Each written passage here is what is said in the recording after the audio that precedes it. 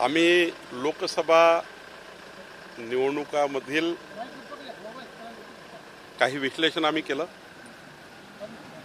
ज्या ठिकाणी आम्ही कमी आहोत त्या ठिकाणी पुन्हा एकदा संघटना आणि सरकारच्या माध्यमातून जास्तीत जास्त जनतेला कसा फायदा होईल याकरता आणि केंद्र सरकार राज्य सरकारच्या योजना हा समाजाच्या शेवटच्या व्यक्तीपर्यंत पोहोचवण्याकरता काय केलं पाहिजे याकरता आम्ही चर्चा केली। विधान परिषदेकरताही चर्चा केली।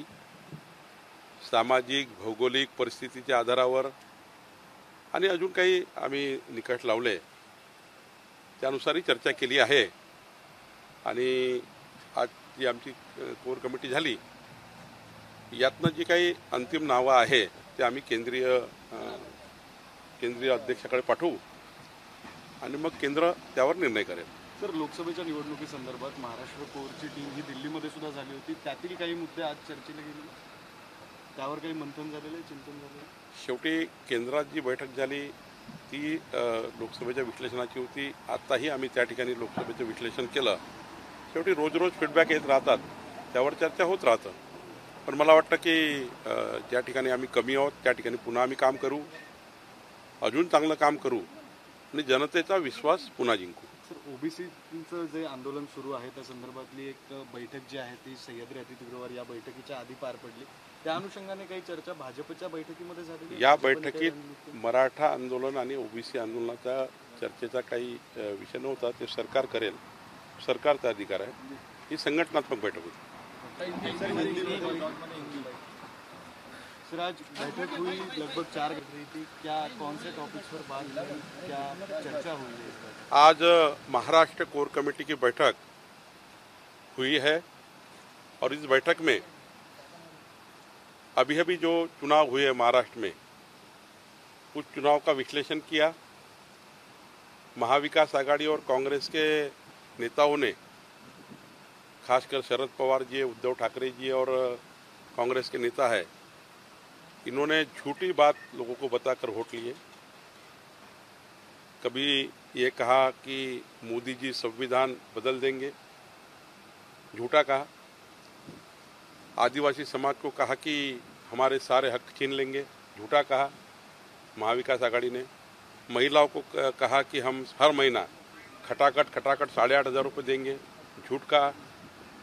झूठ बोलकर वोट लिए और इसमें हम लोग इसके झूठे वादे जो किए उसमें हमारे कुछ वोट जो जनता ने महाविकास आघाड़ी को वोट दिया। लेकिन अब जनता को समझ रहा है कि ये झूठ बोले हमसे।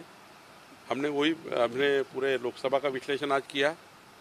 हमारी क्या गलती है उसको भी सुधारने का प्रयास हम करेंगे और हमारे सरकार से, केंद्र की राज्य की सरकार से जनता की जो डिमांड्स है, मांगनी है, वो पूरा करने का प्रयास करेंगे। ऐसा यहाँ पे चर्चा हुई। हम एकनाथ शिंदे जी से भी बात करेंगे, अजीत दादा और देवेंद्र जी भी चर्चा करेंगे। सरकार की माध्यम से भी हम काम करेंगे, संगठन का भी काम करेंगे। और रह गई विधान परिषद में जो चुनाव हो रहा है 11 सीट का, उसमें हमारे कोटे में जो सीट आ रही है उसके बारे में कुछ नाम चर्चा करनी थी, वो भी चर्चा हमने की। सामाजिक तौर पर, भौगोलिक आधार पर हमने कुछ नाम तय किए हैं, वो केंद्र में जाएंगे और केंद्र में उसका अंतिम निर्णय होगा। सर, एक प्रश्न तुमच्या या उत्तरातून असा पडतो की महाविकास आघाडीने नेमका खोटा प्रचार केला होता असं तुम्ही म्हणताय। विधानसभेसाठीची रणनीती ठरलेली आहे का या बैठकीमध्ये? काय नेमकं रणनीतीवर चर्चा झाली? महाविकास आघाडीने जो खोटारडेपणा केला, जनतेला फसवलं, मागासवर्गीय जनतेला फसवलं, त्या ठिकाणी आदिवासी जनतेला त्या ठिकाणी फसवलं, खोटं बोलले, महिलांना खोटं बोलले, असे अनेक विषय आहेत ज्यातनं महाविकास आघाडीने मतं घेतले।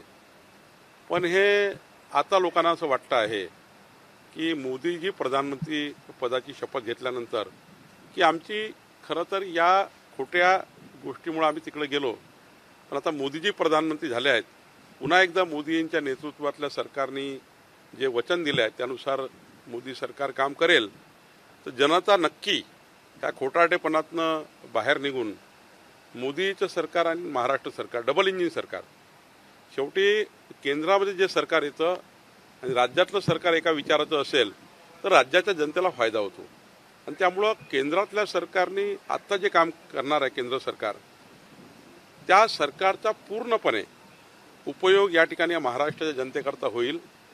शेवटी महाविकास आघाडीचे सरकार येणे किंवा त्यांचे लोक येणे म्हणजे मोदी सरकारचे संपूर्ण काम बंद करणे आहे. जे मोदीच्या सरकारने मागच्या 10 वर्षात कामं चालू केले आहेत किंवा करणार आहे किंवा उद्या जे मंजूर होणार आहे महाराष्ट्रात, महाविकास आघाडीचे एकच काम राहील की केंद्र सरकारचे काम बंद करणे, केंद्र सरकारच्या योजना लोकांना जाऊ देणे नाही, केंद्र सरकारच्या योजना थांबवणे. म्हणजे एककडे केंद्र सरकार मदत करायला तयार आहे महाराष्ट्रात, पण महाराष्ट्रात जर उद्या काही चुकीचा निर्णय झाला तर जनतेला नुकसान होईल. आणि म्हणून केंद्रातलं सरकार आणि राज्यातलं सरकार एक जर असेल तर महाराष्ट्राला फायदा होतो. आणि म्हणून मला वाटतं जनता पुन्हा आम्हाला साथ देईल. हीच रणनीती असणार आहे, म्हणजे हाच मुद्दा असणार आहे? नाही, अनेक मुद्दे असणार आहे, अनेक मुद्दे असणार आहे. मी सांगितलं की डबल इंजिन सरकारचा फायदा होत असतो. डबल इंजिन सरकार एकमताने एक दिलानं काम करतं. आणि ज्या ठिकाणी असं जे खोटं बोलणारे लोक आले, हे खोटारडे आले, तर हे खोटारडे पुन्हा खोटं बोलतील, मोदींच्या योजना बंद पाडतील. जसं उद्धव ठाकरे सरकारमध्ये 2.5 वर्ष मोदीजी महाराष्ट्राला खूप मदत करायला तयार होते आणि प्रत्येक गोष्टीची मदत द्यायला तयार झाले, त्यांना घेऊन जायला तयार झाले. पण उद्धव ठाकरे कधीही मोदीजी सरकारकडे गेले नाही, बसून राहिले, मंत्रालयात आले नाही, विधानमंडळात आले नाही. आणि एकही योजना मोदी सरकारची कोरोनाच्या काळात सुद्धा मोदीजींनी खुला हात दिला होता. पण या लोकांनी मोदीजींचं काही नको आम्हाला, मोदी सरकार आम्हाला चालतच नाही, या भूमिकेतनं काम करतात आहे. मला वाटतं दोन्हीकडे सरकार असेल तर जनतेला फायदा होईल. एबीपी माझा, उघडा डोळे बघा नीट.